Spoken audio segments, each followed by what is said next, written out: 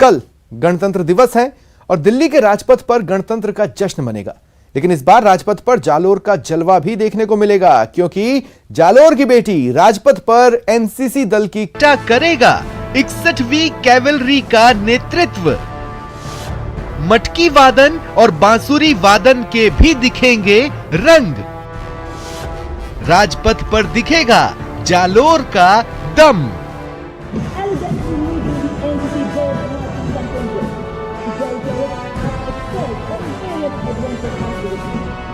आजादी के अमृत महोत्सव के इस वर्ष आयोजित गणतंत्र दिवस परेड में हमारे जिले जालोर से 3 एनसीसी कैडेट्स के साथ में एक सेना का जवान गौरवान्वित करेगा इस जिले को।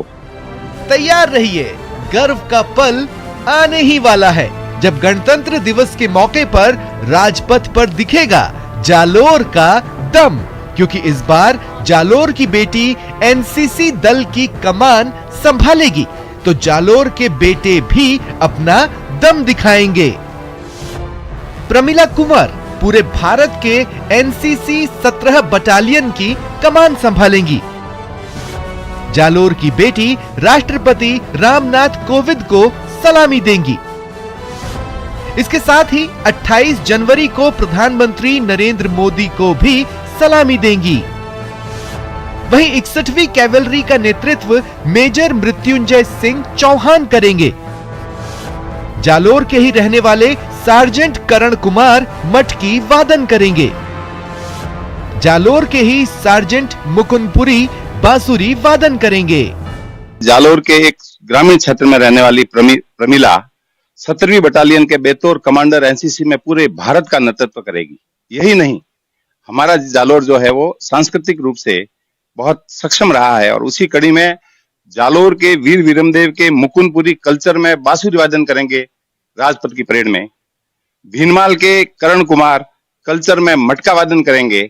और इससे भी बड़ी मेरे इस जालोर के लिए गौरवान्वित करने की बात है कि सेना में 21वीं कैवेलरी अश्वरोही दल उस परेड का नेतृत्व आहोर के अगवरी गांव में घुड़सवार सेना के मृत्युंजय सिंह अगवरी करेंगे।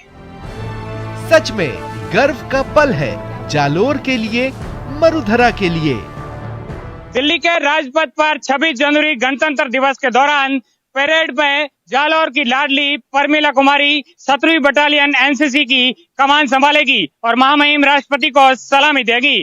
तो वहीं दूसरी ओर जालोर के लाल मेजर मृत्युंजय सिंह अश्वरोही घुड़सवारी की कमान संभालेंगे। इसके अलावा जालोर के 2 लाल इसी तरीके से गणतंत्र दिवस की होने वाली दिल्ली में परेड में भाग लेंगे। यानी कि जालोर जिले के 3 लाल व 1 लाडली दिल्ली में होने वाली परेड की कमान संभालेंगे और जालोर को गौरवान्वित महसूस करेंगे।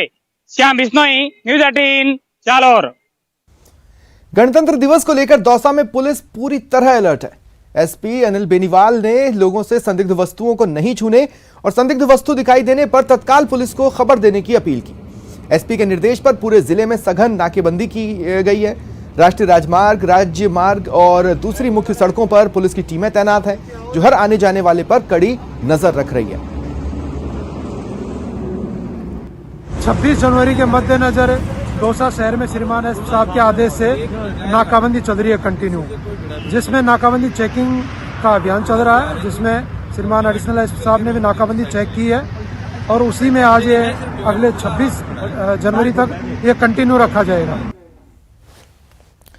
पुनर्जन्म की जिन कहानियों को आपने किस्सों में सुना है या फिर फिल्मों में देखा है, वो राजसमंद में सच होती दिख रही है। 4 साल की बच्ची ने अपने पुनर्जन्म को लेकर जो दावे किए वो चौंकाने वाले हैं। खूंटे से बंधी चारा खाती बकरियां, कुर्सी पर बैठा बुजुर्ग और खेलने में मशगूल बच्चे। तस्वीरें इतनी कॉमन हैं कि शायद ही इस पर किसी का ध्यान जाए, लेकिन इस गांव में पैर रखते ही हर निगाह आपको इस ठिकाने का पता बताने लगती है। आखिर क्या है यहाँ? क्यों हर निगाह सवाल पूछ रही है? ऐसे सवाल जिनका जवाब किसी के पास नहीं है। कहानी शुरू होती है नाथद्वारा से सटे गांव परावल से। दरअसल 4 साल की एक बच्ची के पुनर्जन्म के दावे से मची सनसनी थमने का नाम नहीं ले रही। सुनने वाले हैरान हैं और जिनके पास ये कहानी नहीं पहुंची है वो इसे जानने से खुद को रोक नहीं पा रहे। रतन सिंह चुंडावत की 5 बेटियों में से सबसे छोटी 4 साल की किंजल बार बार कहती है कि उसका गांव पिपलांत्री है। किंजल के मौजूदा गांव से करीब 30 किलोमीटर दूर पिपलांत्री वही गांव है जहां उषा नाम की एक महिला की जलने से मौत हो गई थी। किंजल कहती है कि वही उषा है। इतना ही नहीं, किंजल पहली जिंदगी में उसकी मौत कब और कैसे हुई ये भी बताती है। हमारे को ये बोला है कि मुँह ठाणे डारी नहीं हूँ, फिर पिपलांती नहीं हूँ। हाँ, हमारे मम्मी है, हमारे पापा है, हमारे भाई है, हमारे मन बड़ा जान है, हमारे मम्मी थी। किंजल बताती है कि उसके माँ बाप और भाई समेत पूरा परिवार पिपलांत्री में ही रहता है और 9 साल पहले जल जाने से उसकी मौत हो गई थी। परिजन किंजल को लेकर डॉक्टर के पास गए। जांच में बच्ची सामान्य पाई गई। बस वो बार बार अपने पहले जन्म के परिवार से मिलने की जिद करने लगी, जिसके बाद उसके परिजन अपनी लाडली को लेकर पिपलांत्री पहुंचे। वहां उन सब ने जो देखा उससे उनके पैरों तले जमीन खिसक गई। किंजल के तमाम दावे सच पाए गए। हमारे एक मारो मकान है, हाँ, मकान में बाहर में फूल है, हमारे मम्मी है, हमारे भाई है, हमारे तो वो बातें जो उसने बोली वो सब वहाँ पे मिली। और सब मिली की झड्डी बना, बटा रसोई पानी बनाई, बना पिपलांत्री वाले उन्होंने मेहमाना ने बुलाई लीदा। वो बड़ी बिल्कुल हंसमुख नजर आ रही थी सर, और उसको बड़ी प्रसन्नता थी इस तरीके से। उसने हमने भी उसको देखा तो हमें आश्चर्य हुआ, और फिर उसका नेचर, आंखें वगैरह, लोगों ने भी महसूस किया कि हाँ एक्चुअल में वही स्ट्रक्चर। वहाँ वो बच्ची अब जाके बोल रही है कि मेरे पिपलांत्री में मेरे मम्मी पापा हैं, मेरे भाई हैं, और वो उसने जिद पकड़ी। और उसका भाई अभी 2 दिन पहले परावल गया था तो उसको भी उसने पहचान लिया। इस घटनाक्रम के बाद किंजल और उषा के परिवार के बीच अनूठा रिश्ता बन गया। किंजल रोज परिवार के प्रकाश और हिना से फोन पर बात करती है, जबकि विज्ञान पुनर्जन्म की थ्योरी को सिरे से खारिज कर रहा है। साइंस पुनर्जन्म को नहीं मानता। साइंटिफिकली ऐसा कोई भी दावा नहीं कर सकता कि पुनर्जन्म सच होते हैं, गलत होते हैं। फिर भी कहीं लोग, पैरासाइकोलॉजी एक ऐसी चीज़ होती है जिसको अपन साइंस से प्रूव नहीं कर सकते, लेकिन जो पुनर्जन्म जैसी घटनाएं हैं या कहीं ऐसी एक्स्ट्रा सेंसेशन है, एक्स्ट्रा ऑर्डिनरी सेंसेशन कई लोगों में होते हैं, या नियर डेथ एक्सपीरियंस कई लोगों में होते हैं, तो वो कहीं लोग पैरासाइकोलॉजी को मानते हैं। पैरासाइकोलॉजी अपन इसको बोलते हैं, जिसको पैरासाइकोलॉजी को मानते हैं। लेकिन वो चीज़ें भी ऐसी चीज़ें हैं जो साइंस से प्रूफ नहीं हो सकती। जबकि ज्योतिषाचार्य का मानना है कि पुनर्जन्म होता है। पुनर्जन्म का जो सिद्धांत है वो सनातन संस्कृति में हम पुनर्जन्म को मानते हैं, और वो ऐसा इसलिए माना जाता है कि पुनर्जन्म तो होता ही है, परंतु कभी कभी जब किसी व्यक्ति की असामयिक मृत्यु हो जाती है या किसी हादसे में जब मृत्यु हो जाती है, तब उसको पुनर्जन्म की यादें शेष रह जाती, जो अगले जन्म तक उसके चित्त में अंकित रहती है। पुनर्जन्म पर भले ही विज्ञान और ज्योतिष के विचार अलग अलग हो, लेकिन पुनर्जन्म की ये कहानी न सिर्फ राजसमंद बल्कि पूरे देश में चर्चा का सबब बनी हुई है। न्यूज़ 18 राजस्थान के लिए राजसमंद से अल्केश सनाडी की रिपोर्ट। विश्व पर्यटन दिवस पर आज हम आपको दिखाते हैं देश की एक ऐसी विरासत जो दुर्लभ है। देश का पहला पंप हाउस म्यूजियम, जिसमें लगा है अंग्रेजों के जमाने का भाप का इंजन। जी हां, जयपुर के पानीपेच पर स्थित यह है पहला पंप हाउस म्यूजियम।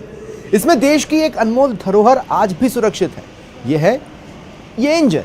भले ही विशालकाय है, लेकिन उस जमाने में इस इंजन में कोई वेल्डिंग नहीं है। इस इंजन के स्ट्रक्चर की मजबूती इतनी है कि हाथी भी इसको हिला नहीं सकता। इसमें न तो डीजल न पेट्रोल भरने का हिस्सा है, न ही ये सोलर ऊर्जा से चलता है।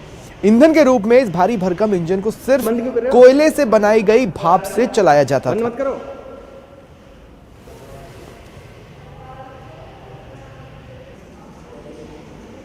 130 साल पहले जब बिजली नहीं थी तब भी शहर में पानी सप्लाई होता था, कैसे होता था हम बताते हैं आज आपको। देश के पहले पंप म्यूजियम में ये जो है एक भाप इंजन है, आप देख सकते हैं इस भाप इंजन का स्ट्रक्चर ये ईंटों से और लोहे से तैयार हुआ है। इसमें कोयले के जरिए भाप बनती थी, कोयले को इसके अंदर डाला जाता था और यहाँ से पूरी एक प्रक्रिया थी जिसके तहत 130 साल पहले जो है भाप का निर्माण होता था। ये कोयले को लाने के लिए बाकायदा एक पूरा सिस्टम बनाया गया था ताकि जो कि कम मैन पावर लगे। यहाँ पर सीढ़ियाँ बनी हुई हैं और इसको जो भाप बनाने के लिए पूरा एक सिस्टम यहाँ पर अंदर बनाया हुआ है। हम दिखाना चाहेंगे कि ये जो दीवारें दिख रही हैं ये दीवारें कम और इसके साइड में यहाँ पर इसमें ये जो सुरंगनुमा बना हुआ है ये सुरंगनुमा इसकी एक चिमनी है। इस बॉयलर में से जब ये भाप बनती थी तो धुआं निकलता था, ये धुआं निकल करके और इस चिमनी के जरिए बाहर की तरफ जाता था। ये चिमनी ऊपर तक जा रही है तो जो धुआं निकलता था उसके जरिए यहाँ से इसकी एक ये चिमनी थी। यहाँ लोहे के किसी तरह की चिमनी का प्रावधान नहीं। इसके लिए जो कोयला लाना पड़ता था, जब भाप बनाने के लिए कोयले की आवश्यकता थी तो कोयले के लिए बाकायदा एक लिफ्ट लगी हुई है। ये लिफ्ट भी बिजली से नहीं चलती थी बल्कि मैनुअल चलती थी। इसको आदमी चलाते थे और कोयले को यहाँ तक लाना निश्चित तौर पर एक बहुत बड़ी उस समय चुनौती थी। ये देश का पहला पंप म्यूजियम है जहां पर वो सभी सुविधाएं उपलब्ध हैं जो बिना बिजली के पंप के संचालन के लिए जरूरी हैं। ये पंप हाउस आज भी देश का पहला पंप हाउस है और एक ऐतिहासिक धरोहर है जो निश्चित तौर पर राजस्थान ही नहीं बल्कि पूरे देश के लिए एक गर्व है। कैमरा पर्सन मान सिंह के साथ राकेश शर्मा, न्यूज़ 18 राजस्थान, जयपुर। तो है ना दिलचस्प, देश का पहला पंप हाउस म्यूजियम और उससे भी खास है यहाँ लगा भाप इंजन वाला पंप। लेकिन उस जमाने में ये काम कैसे करता था, कैसे एक जमाने में जयपुर के लिए खास था, जायजा लिया हमारे सहयोगी ने। 1891 में बिना बिजली के शुरू हुआ पहला राजस्थान का पंप हाउस है ये। हम दिखा सकते हैं तस्वीरें आपको सीधे। ये इस पंप हाउस में 130 साल पहले लगाई हुई लकड़ी है जिस पर आज तक कोई दीमक या किसी तरह का घुंड नहीं लगा है। ये सैकड़ों टन का पंप है। इसी पंप से जयपुर शहर की सप्लाई होती थी। लेकिन इसको जब आप गौर से देखेंगे तो पूरे पंप हाउस में किसी भी जगह पर वेल्डिंग नहीं है। यानी ये पूरा जो स्ट्रक्चर पंप हाउस का खड़ा है ये नट बोल्ट पर खड़ा हुआ है, बिना वेल्डिंग के खड़ा हुआ है। जिस तरीके से सुरक्षित खड़ा हुआ है इसको पूरे 130 साल का समय हो गया है। इसका जो पार्ट्स जो बने हैं ये लंदन में बने हैं। लंदन एंड अर्थ कंपनी ने 1891 में इस इंजन को बनाया था। ये राजस्थान आया और यहाँ जो इसकी लोहे की मजबूती है, इसकी जो क्वालिटी है वो आज भी इतनी ही मजबूत है जैसे इस इंजन को हाल ही में बना करके यहाँ पर रखा गया हो।